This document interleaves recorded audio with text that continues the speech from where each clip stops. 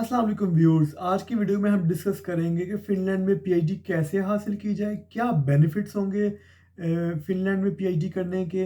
और क्योंकि फ़िनलैंड में पीएचडी एक फुल फ्लैज जॉब समझी जाती है, आपको हैंडसम अमाउंट पे की जाती है, तो हम सैलरीज के बारे में भी डिस्कस करेंगे। फिर हम ये भी डिस्कस करेंगे कि क्या डॉक्यूमेंट्स रिक्वायर्ड हैं, इंपॉर्टेंट डॉक्यूमेंट्स की भी बात करेंगे कि कैसे आप पीएचडी पोजीशंस विन करने के लिए इन रिक्वायरमेंट्स को पूरा कर पाएंगे। तो लेट्स स्टार्ट द वीडियो। जी, फ़िनलैंड में पीएचडी हासिल करने के मेन 2 तरीके हैं। इन दोनों तरीकों को आप पैरेलल लेके चलेंगे तो चांसेस बढ़ सकते हैं। अगर फर्स्ट में हम बात करें तो ओपन पोजीशंस अनाउंस होती हैं। आप studyinfo.fi पे जाकर पोजीशंस देखें अपने रेलेवेंट प्रोग्राम में, अपने रेलेवेंट रिसर्च एरिया में, और वहाँ से अपने लिए पोजीशंस फाइंड करने की कोशिश करें और उनकी रिक्वायरमेंट को मीट करने की कोशिश करें। उससे आपको अंदाज़ा होगा कि आप यूनिवर्सिटीज़ की वेबसाइट पे जाके भी आप इन डिटेल उन रिक्वायरमेंट्स को पढ़ सकते हैं कि पीएचडी कैंडिडेट्स में क्या-क्या रिक्वायरमेंट्स पीएचडी कैंडिडेट से चाहते हैं। जैसे आइल्स हो सकता है, ग्रेड हो सकता है, मोटिवेशन लेटर, उनकी प्रीवियस रिसर्च या मास्टर थीसिस में जो उन्होंने रिसर्च की हो वो मैच होनी चाहिए। पहले कोशिश करें कि ओपन पोजीशंस विन करने की कोशिश करें, ओपन पोजीशन फाइंड करने की कोशिश करें। अगर आप देखेंगे तो ओपन पोजीशन में इन्होंने सफिशिएंट टाइम पीरियड दिया होता है अप्लाई करने के लिए। आप उस टाइम पीरियड को बड़े अच्छे तरीके से यूटिलाइज़ कर सकते हैं। आप उस टाइम पीरियड में अपने रेलेवेंट सुपरवाइज़र है, जिस सुपरवाइज़र के साथ इन द फ्यूचर आप पीएचडी करना चाह रहे हैं, जिसके साथ आपका रिसर्च एरिया या रिसर्च इंटरेस्ट मैच हो रहा है, आप उसे अप्रोच करें, अपना ड्राफ्ट प्रपोज़ल उसको भेजें, उससे चीज़ें डिस्कस करें और कोशिश करें कि अगर वो प्रिलिमिनरी डिस्कशन आपसे कर ले, सॉर्ट ऑफ इंटरव्यू जिसे हम कहें, वो आपको असेस कर ले, आपकी स्किल्स को, या आपके साथ थोड़ी डिस्कशन से उसको आइडिया हो जाए कि ये एक अच्छा कैंडिडेट हो सकता है पीएचडी के लिए। तो चीज़ों को आप रेडी रखें, उससे अप्रूव्ड प्रपोज़ल प्लान अगर आपके पास हो और वो उसने अप्रूव किया हो, वो रेडी फॉर्म में हो, तो आप अपनी जो पीएचडी के लिए अप्लाई कर रहे हैं उसमें उसको अटैच करें, ताकि जब वो फैकल्टी के पास या कमेटी के पास जाए तो उनको पता हो कि ये ऑलरेडी सुपरवाइजर के साथ चीज़ें डिस्कस हो गई हुई हैं और चीज़ें काफ़ी हद तक फाइनल हो गई हुई हैं। और अगर आपका प्रिलिमिनरी इंटरव्यू आपके सुपरवाइजर ने किया हुआ है तो वो फीडबैक भी दे सकता है, तो जो ये चीज़ बहुत ज़्यादा पॉजिटिव हो सकती है। इसमें इम्पॉर्टेंट टिप ये हो सकती है कि अगर आप ओपन पोजीशन में अप्लाई कर रहे हैं और उस ओपन पोजीशन में अप्लाई करने से पहले आप सुपरवाइजर के साथ इन टच हैं और उससे चीज़ें आपने काफ़ी हद तक अपनी फ्यूचर रिसर्च या प्रोजेक्ट के बारे में डिस्कशन कर ली है, तो कोशिश करें कि अगर उसके साथ डिस्कशन में या कोई इंटरव्यू में या कोई प्रिलिमिनरी मीटिंग में आप उसको इंश्योर करें कि आप बहुत मोटिवेटेड हैं पीएचडी के लिए, और मोटिवेशन ही सबसे इम्पोर्टेंट होती है पीएचडी के लिए। और अगर पीएचडी करना भी चाह रहे हैं तो पहले आपको इनर आपकी सेटिस्फेक्शन होनी चाहिए कि आप बहुत ज़्यादा मोटिवेटेड हैं पीएचडी के लिए, क्योंकि पीएचडी में काफ़ी हर्डल्स आ सकती हैं। जैसे कि मुश्किल हो सकती है, डाटा कलेक्शन में मुश्किल हो सकती है, आपकी मेथडोलॉजी बिल्कुल रॉन्ग हो सकती है, आपको दोबारा सारा डाटा कलेक्ट करना पड़ सकता है, आपको बिल्कुल अपना जो रिसर्च प्रपोजल है या पूरी की पूरी आपको रिसर्च ही चेंज करना पड़ सकता है। तो काफ़ी ज़्यादा हर्डल्स आ सकती हैं। तो इसमें मोटिवेशन ही एक की है जो आपको की होगी, जो कि आपको सक्सेस की तरफ लेके जाएगी। सुपरवाइज़र आपकी मोटिवेशन को लाज़मी चेक करते हैं कि कितनी कंसिस्टेंसी से आप लगे रहेंगे मेहनत करने, क्योंकि पीएचडी में कोई 9 टू 5 जॉब नहीं होती, और आपको ड्यूरिंग डाटा कलेक्शन या ड्यूरिंग जब आप लैब में काम कर रहे होते हैं, आपको घंटों काम करना पड़ सकता है, वीकेंड्स पे भी काम करना पड़ सकता है। तो वो ये आपकी डेडिकेशन को चेक करते हैं और आपकी हार्ड वर्क को ही देखते हैं, क्योंकि पीआईडी में कोई ये नहीं है कि आप बस आपने अपना जॉब करनी है, आपको ऐसी चीज़ें करनी है जो कि रिसर्च में कंट्रीब्यूट करें, तो वो कई दफ़ा मुश्किल भी हो जाती हैं, या आपके सुपरवाइज़र, आपने फॉर एग्जांपल आपने काफ़ी हद तक काम कर लिया और सुपरवाइज़र को वो चीज़ पसंद नहीं आ रही, तो आपको काम दोबारा भी शुरू करना पड़ सकता है। तो इसमें मोटिवेशन ही फिर आपको इन द एंड आपको कामयाबी की तरफ लेके जाती है। तो बहुत ज़्यादा इंपॉर्टेंट है कि आप मोटिवेटेड हो और आप ये इंश्योर करें अपने सुपरवाइज़र को कि आप बहुत मोटिवेटेड हैं, आप तमाम चैलेंजेस को फेस करने के लिए बहुत मोटिवेटेड हैं। तो ये बहुत पॉजिटिव है, और यही सुपरवाइज़र आपके अंदर वो ढूँढना चाह रहे होते हैं कि कितना मोटिवेटेड है। ओपन पोजीशंस में जब आप अप्लाई कर रहे होंगे तो क्लियरली उन्होंने अपनी यूनिवर्सिटी की वेबसाइट पे या जहाँ पे भी उन्होंने अपना ऐड दिया होगा studyinfo.fi पे, उन्होंने क्लियरली मेंशन किया होगा कि क्या-क्या रिक्वायरमेंट्स हैं और वो आपको रिक्वायरमेंट्स मीट करेंगे तभी आप एलिजिबल होंगे। इसलिए रिक्वायरमेंट्स को बहुत क्लियरली और बहुत अच्छे तरीके से समझना चाहिए ताकि आप उनको पूरा कर सकें। जी, हम रिक्वायरमेंट्स डिस्कस करते हैं। हम जनरल रिक्वायरमेंट डिस्कस करेंगे, लेकिन आप जिस प्रोग्राम में पीएचडी के लिए अप्लाई कर रहे हैं उसकी स्पेसिफिक रिक्वायरमेंट्स भी आपको पढ़नी पड़ेंगी। लेकिन इन रिक्वायरमेंट्स से जो भी हम डिस्कस करेंगे, इससे आपको एक ब्रीफ ओवरव्यू मिल जाएगा कि क्या-क्या चीज़ें हो सकती हैं जो कि इम्पोर्टेंट हैं आपको ओपन पोजीशंस में अप्लाई करने के लिए। तो हम वन बाय वन देखते हैं। सबसे पहले तो हम बात करते हैं कि मोस्टली यूनिवर्सिटीज़ एवरेज जो ग्रेड की बात करती हैं वो गुड ग्रेड की बात करती हैं। गुड ग्रेड यहाँ यूरोप में ऑलमोस्ट बी ग्रेड कहलाया जाता है, जो कि ए के बाद आता है। ए सबसे टॉप वाला ग्रेड होता है, बी सेकंड हाईएस्ट होता है। तो बी ग्रेड आपको कम से कम चाहिए होता है, जिसको हम गुड ग्रेड कहते हैं। आप अपनी मास्टर की डिग्री है, जो भी प्रीवियस डिग्री है, उसको अटैच करेंगे और ट्रांसक्रिप्ट को अटैच करेंगे ताकि आपके सीजीपीए या ग्रेड से वो असेस कर सकें कि आप उनकी जो बेसिक एडमिशन की रिक्वायरमेंट्स को मीट कर रहे हैं कि नहीं। तो आपको डिग्रीज और ट्रांसक्रिप्ट अटैच करने चाहिए अपनी एप्लीकेशन के साथ। आइल्स की या इंग्लिश प्रोफिशिएंसी की बात करते हैं। मोस्टली यूनिवर्सिटी की रिक्वायरमेंट होती है कि आइल्स कम से कम 6.5 बैंड होना चाहिए, लेकिन आप अपनी रेलिवेंट प्रोग्राम में देखें, लेकिन इन जनरल 6.5 की रिक्वायरमेंट होती है। अगर आपने यूरोप के कंट्रीज जैसे नॉर्वे, स्वीडन या फिनलैंड से अगर आपने पहले ही मास्टर किया हुआ है तो तब आपके लिए एग्जम्पशन होगी, या यूरोप के दूसरे कंट्रीज से भी। और अगर आपने English countries Australia, Canada, USA या इंग्लैंड से मास्टर किया तब भी आपके लिए एग्जम्पशन होगी। आपने इनके अलावा कंट्रीज से जैसे एशिया से, पाकिस्तान, इंडिया से मास्टर किया तो फिर आपको आइल्स की रिक्वायरमेंट होगी और आपको 6.5 बैंड की रिक्वायरमेंट भी मीट करनी पड़ेगी। फिर कुछ यूनिवर्सिटीज़ जीआरई या जीमैट भी रिक्वायर करती हैं, तो वो भी आपको रिक्वायरमेंट मीट करनी पड़ेगी।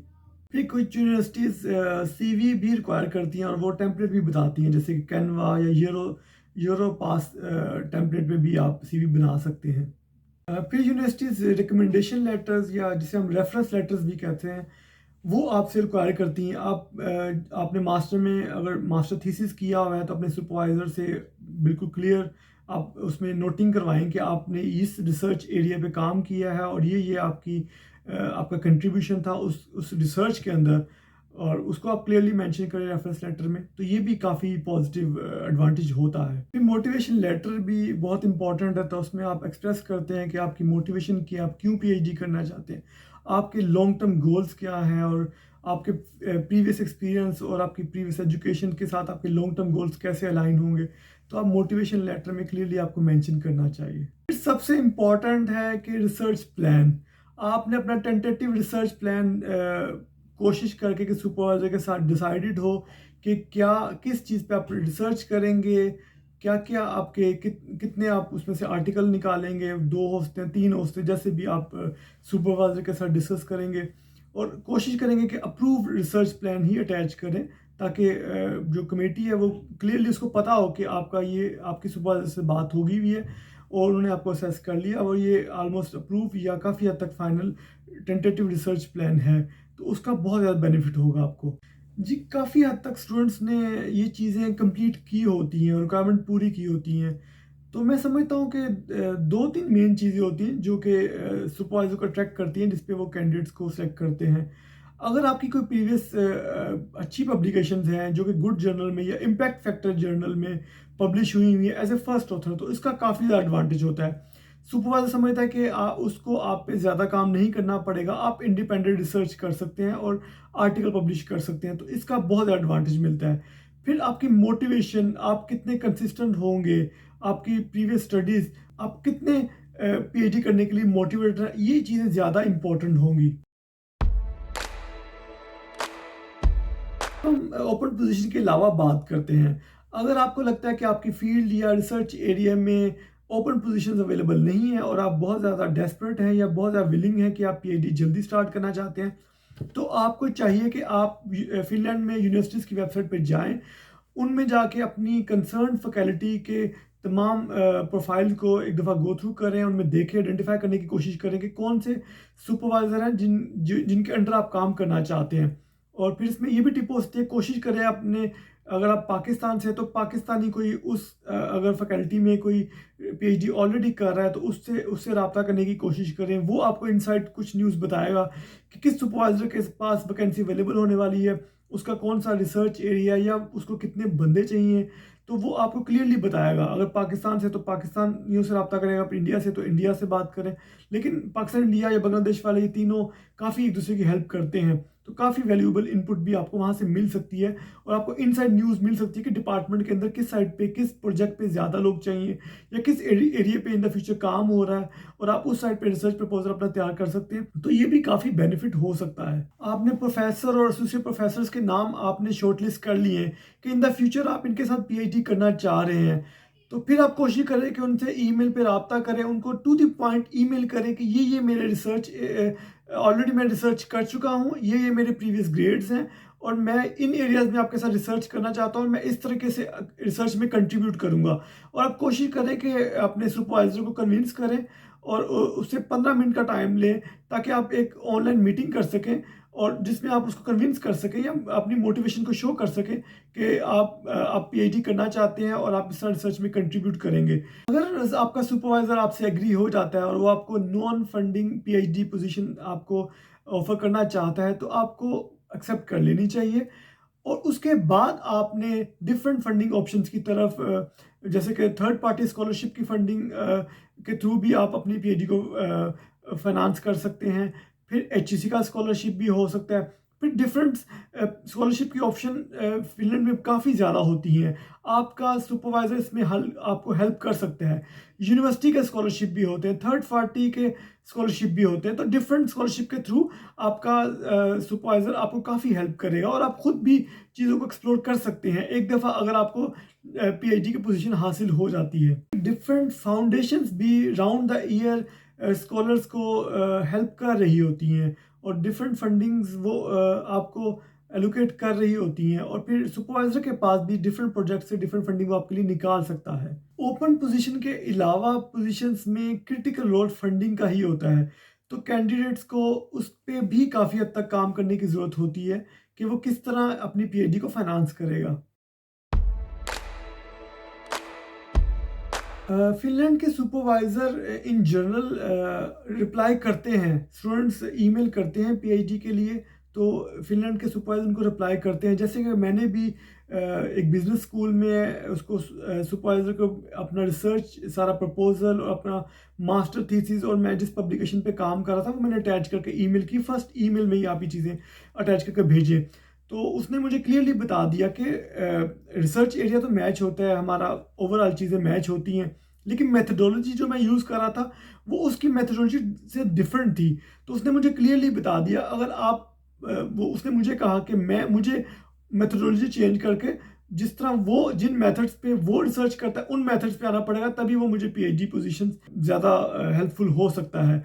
तो क्लियरली सुपरवाइज़र आपको कम्युनिकेट करते हैं फिनलैंड में, काफ़ी हद तक सुपरवाइज़र रिप्लाई करते हैं, लेकिन फिर डिपेंड करता है सुपरवाइज़र टू सुपरवाइज़र वो कितना बिज़ी हो सकता है वो किसी रिसर्च असाइनमेंट पे काफ़ी बिज़ी हो या वो किसी सेमिनार में बिज़ी हो, तो आपको वेट करना चाहिए। अगर मे बी वो आपकी ईमेल मिस कर गया है, तो आप एक सॉफ्ट सा रिमाइंडर भेज दें, तो आपको फ़ॉलो अप करना चाहिए। लेकिन इन जनरल फिनलैंड में सुपरवाइज़र रिप्लाई करते हैं। अगर रिप्लाई लेट है तो आपको वेट करना चाहिए या 1 या 2 मंथ के बाद एक सॉफ्ट सा रिमाइंडर डालना चाहिए, इसमें कोई मज़ायका नहीं है। सैलरीज की बात करते हैं, एज ए रिसर्चर आपको बहुत अच्छा पे किया जाता है, इनफैक्ट आपको हैंडसम पे किया जाता है कि आप अपनी लिविंग को अच्छे तरीके से वहाँ मैनेज कर पाएँ और कुछ सेविंग भी कर पाएँ। आप अगर पाकिस्तान में आपकी फैमिली तो आपको कुछ पैसे पाकिस्तान भी भेज सकते हैं। अगर आपने वहाँ पे हाउस लोन ले लिया या गाड़ी आपने लीज़ पे ले लिया तो आप उसकी इंस्टॉलमेंट भी पे कर पाएँगे। तो काफ़ी अच्छे तरीके से आप मैनेज कर सकते हैं। अगर नंबर्स की बात की जाए, एग्जैक्ट अमाउंट तो नहीं बता पाएंगे लेकिन इन जनरल बताते हैं कि क्या ट्रेंड है। तकरीबन 2200 यूरो से आपकी जो एज ए न्यू पीएचडी जो स्टार्ट करता है पीएचडी, वो 2200 यूरो से स्टार्ट करता है और उसके बाद बढ़ते बढ़ते जैसे आप अपने क्रेडिट्स पीएचडी के जो क्रेडिट्स कंप्लीट करते जाएंगे, अगर आपकी कोई पब्लिकेशन आ गई तो इंक्रीज होती जाती है। फिर अगर आप कह सकते हैं कि इंक्रीज होते होते 3000 तक जा सकती है। कुछ लोग 3400 या 3500 यूरो तक भी चले जाते हैं at the end of the PhD. तो वो डिपेंड करता है कि आपके पास स्कॉलरशिप कितना अवेलेबल है, कितना आपकी थर्ड पार्टी स्कॉलरशिप से आपको हेल्प मिल रही है, किस प्रोजेक्ट से आपको पैसे मिल रहे हैं। तो डिफरेंट स्कॉलरशिप की ऑप्शन भी होती हैं जो कि लोग पैरेलल अवेल कर रहे होते हैं। Different scholarship from different foundations या डिफरेंट, जैसे यूनिवर्सिटी का स्कॉलरशिप होता है, जैसे थर्ड पार्टी स्कॉलरशिप होता है, तो डिफरेंट अपॉर्चुनिटीज़ होती हैं स्कॉलरशिप की, तो आप ज़्यादा अर्निंग भी कमा सकते हैं। लेकिन ऑन एवरेज बात की जाए तो मोर देन 2000 तो कम से कम आप पीएचडी में कमाएंगे, और आपकी पीएचडी ख़त्म होते होते आप 3000 की फिगर में भी जा सकते हैं। तो एक हैंडसम अमाउंट है जिसमें आप अच्छा मैनेज कर सकते हैं। पीएचडी के बेनिफिट्स की बात करें तो फिनलैंड में पीएचडी करते वक्त आपको हैंडसम अमाउंट पे की जाती है, तो ये तो सबसे इम्पॉर्टेंट बेनिफिट है कि आपको पढ़ने के भी पैसे दिए जा रहे हैं। फिर नंबर 2 कि 4 साल आपने यहाँ गुजारने हैं और आपको पीआर मिल जाएगी। तो ड्यूरिंग पीएचडी ही मोस्टली रिसर्चर के पास पीआर होती है, उन्होंने पीआर हासिल कर ली होती है जिसपे वो परमानेंटली फिनलैंड में रह सकते हैं। थर्ड, यहाँ पे क्वालिटी ऑफ लाइफ बहुत बेहतर है। फिनलैंड सोशल वेलफेयर स्टेट है, happiest country in the world है। फैमिली के लिए बहुत अच्छे बेनिफिट्स होते हैं, बच्चों की एजुकेशन, हेल्थ टोटली फ्री है, तो काफ़ी फैसिलिटीज़ होती हैं और काफ़ी अच्छी लाइफ आप गुजारते हैं। तो ये भी एक बहुत ज़्यादा इंपॉर्टेंट बेनिफिट है जो कि पीएचडी रिसर्चर को हासिल होगा। इम्पॉर्टेंट टिप ये है कि जब आप यूनिवर्सिटी की वेबसाइट पर जाकर कंसर्न फैकल्टी मेंबर्स की प्रोफाइल को गो थ्रू कर रहे होंगे, आपने देखना है कि उस डिपार्टमेंट में कितने लोग हैं। अगर तो ज़्यादा लोग हैं तो चांसेस ज़्यादा होंगे। अगर आपको लगता है कि 2-3 लोग ही आपके उस कंसर्न फील्ड के अंदर काम कर रहे हैं, तो फिर चांसेस कम हो सकते हैं और फंडिंग कम अवेलेबल होगी। इसलिए कोशिश करें कि बड़ी यूनिवर्सिटीज़ या जहाँ पे उस डिपार्टमेंट या उस फील्ड के अंदर ज़्यादा काम हो रहा है, तो वहाँ चांसेस ज़्यादा होंगे, वहाँ पे प्रोजेक्ट ज़्यादा अवेलेबल होंगे और ज़्यादा फैकल्टी की वजह से ज़्यादा पीएचडी पोजीशंस के चांसेस भी होते हैं। तो कोशिश करें पे जहाँ पर फैकल्टी मेंबर ज़्यादा हैं वहाँ पर अप्लाई करें। कोशिश करें डिग आउट करने की कि कोई पाकिस्तानी या इंडियन या कोई भी जिससे आप अपनी लैंग्वेज में चीज़ों को डिस्कस कर सकें और आइडिया शेयर कर सकें, उससे आइडिया लें और वो इनसाइड आपको वो चीज़ें बताएगा, तो उससे भी आपको काफ़ी हेल्प मिलेगी। फिर अपने रिसर्च एरियाज़ को भी नैरो डाउन करें और अपने स्किल्स और अपने प्रीवियस एक्सपीरियंस को भी उसके साथ मैच करने की कोशिश करें, तो ये भी काफ़ी हेल्पफुल होता है। फिर मैंने देखा काफ़ी लोग पाकिस्तान या इंडिया से पीएचडी हासिल करने के लिए स्ट्रगल कर रहे होते हैं, तो इसमें ये भी हो सकता है कि आप मीनवाइल मास्टर में भी अप्लाई कर दें और कोशिश करें कि मास्टर में स्कॉलरशिप पे अगर आप फिनलैंड में आ जाते हैं और कोई आपको फ़ी पे नहीं करनी पड़ती और आप ड्यूरिंग द स्टडीज़ आप सुपरवाइज़र के साथ अटैच होकर उसको कन्विंस करें कि आप तमाम रिक्वायरमेंट पीएचडी की मीट करते हैं, तो मे बी वो आपके लिए कहीं ना कहीं से फंडिंग अरेंज करके आपको पीएचडी की पोजीशंस आपको ऑफर कर दे। तो ये भी मैंने बहुत ज़्यादा एग्जांपल्स देखी हैं कि फिनलैंड में लोगों ने ऐसे भी किया है। वो जस्ट फिनलैंड आए हैं किसी भी तरीके से किसी भी प्रोग्राम में, फिर उन्होंने आके यहाँ पे पीएचडी में अपने आप को इनरोल किया। तो ये भी आपके लिए एक वैल्यूएबल टिप हो सकती है। इम्पोर्टेंट है कि आपने अपनी जो हार्ड वर्क है और कंटिन्यूस एफर्ट्स उनको बिल्कुल जारी रखना है और आपने एफर्ट करते रहना है। मैंने बहुत ज़्यादा स्टोरीज़ देखी हैं कि कुछ को पहले मिल जाएगी, कुछ को बाद में मिल जाएगी, डज़न्ट मैटर। लेकिन अगर आप लगे रहेंगे, कोशिश करते रहेंगे तो इंशाल्लाह आप कामयाब होंगे। तो इस दुआ के साथ अल्लाह हाफ़िज़।